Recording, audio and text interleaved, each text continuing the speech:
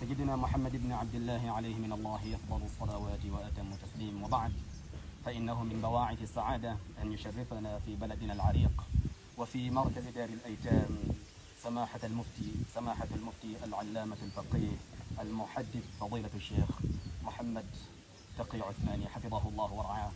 فلقد جمعتنا ساعة السرور والفرحة والبهجة في مقر دار الأيتام، حيث نحظى بصحبتكم في هذه السعيعات القلائل.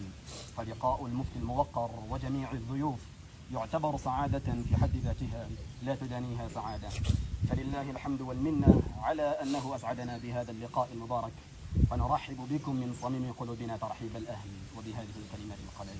ما شاء الله ما شاء الله ما شاء الله.